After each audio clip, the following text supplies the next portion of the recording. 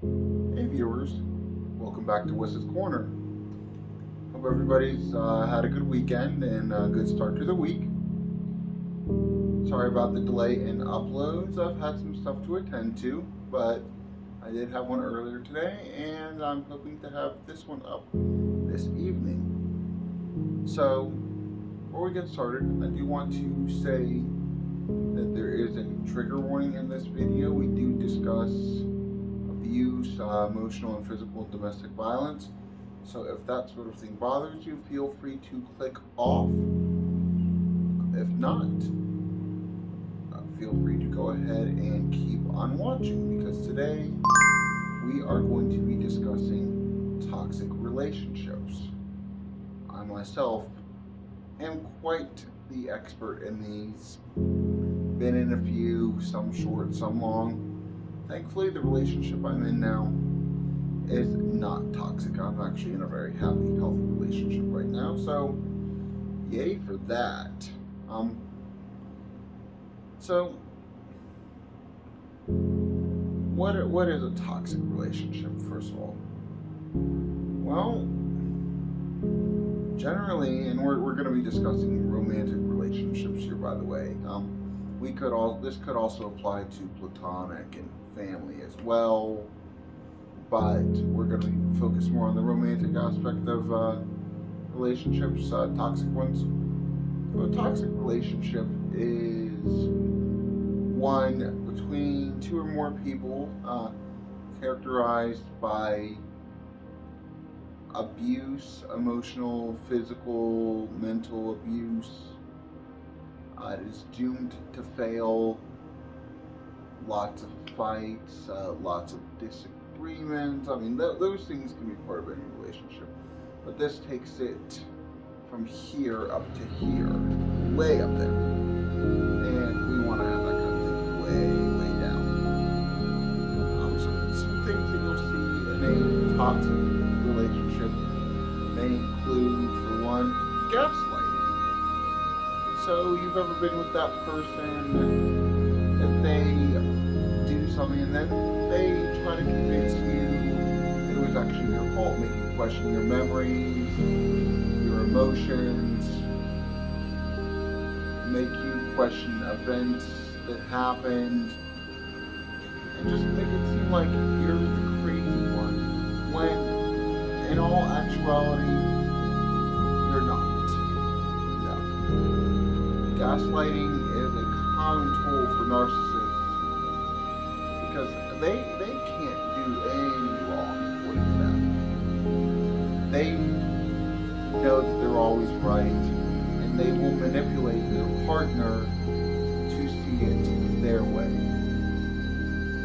That's a bad thing, because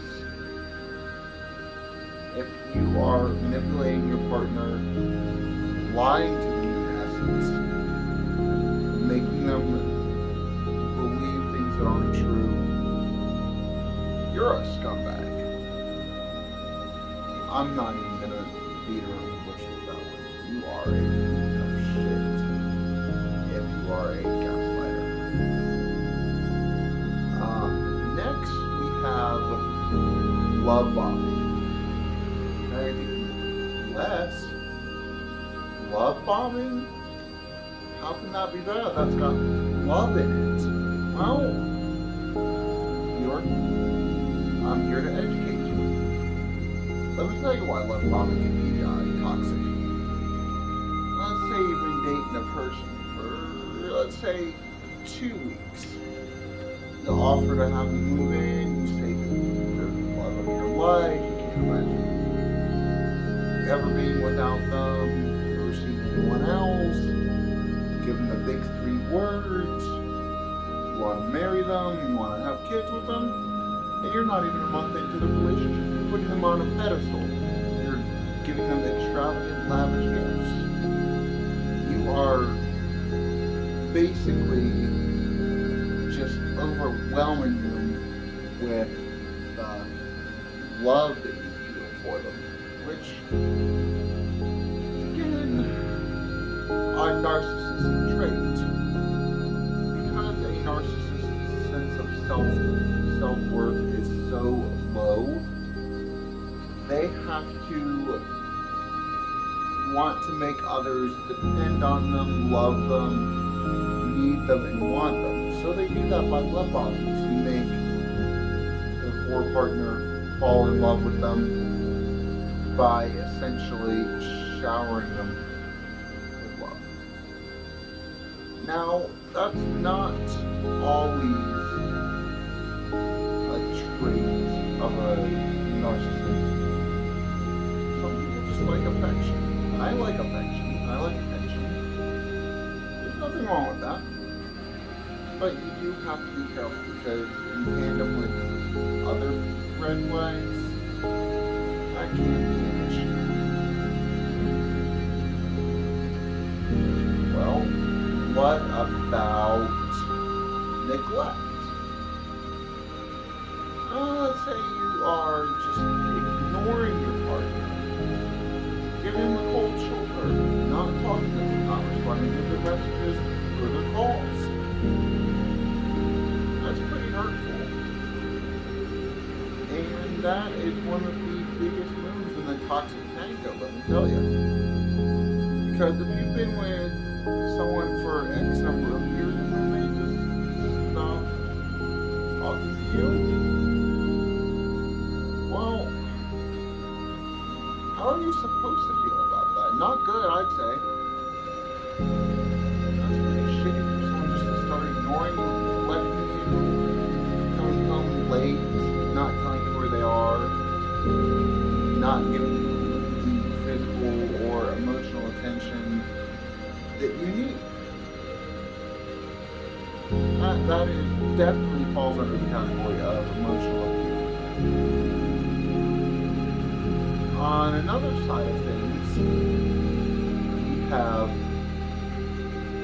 domestic violence, physical abuse.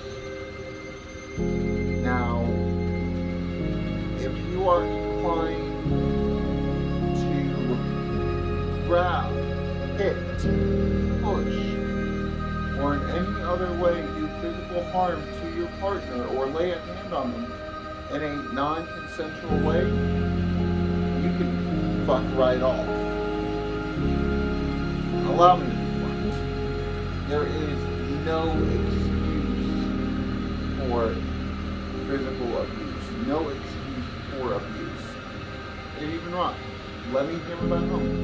No excuse for abuse. Don't do it. Do not hit your partner. Do not punch them. Do not kick them. Do not grab them. Do not choke them. Do not push them.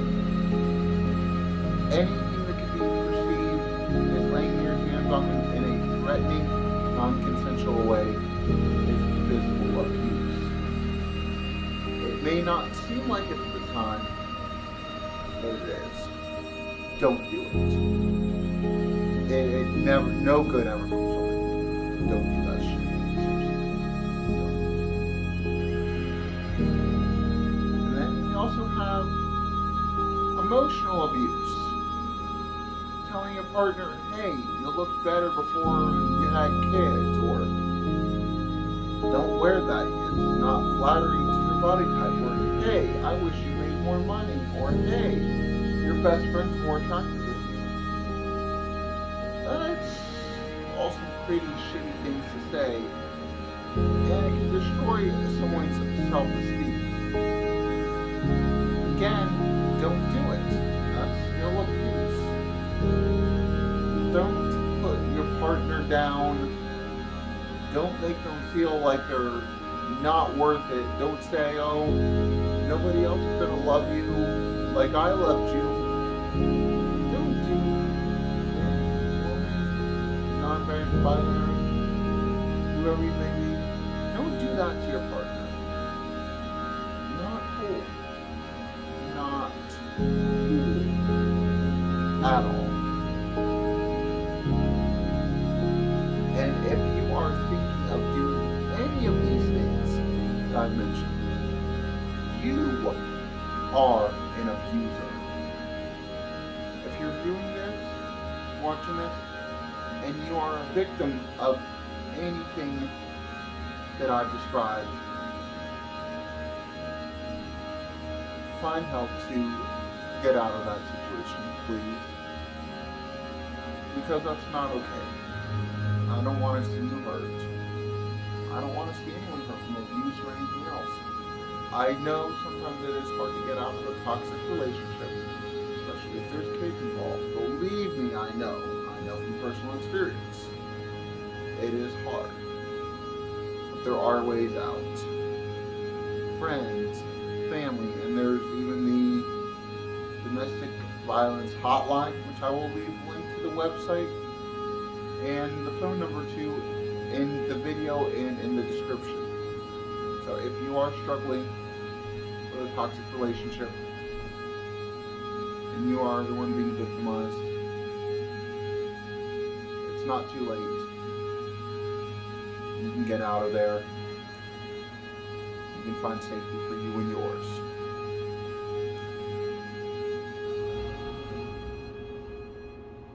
It's hard to deal with, I know. Believe me, I know. But there's people that are looking out for you. I promise you that. There's so much more I could go into with this topic, but I'm going to leave it there for now. I don't want to make this video too depressing. Join me next time where I discuss executive dysfunction. But as for now, that's all for tonight. Once again, thanks for visiting Wes's Corner. Goodbye.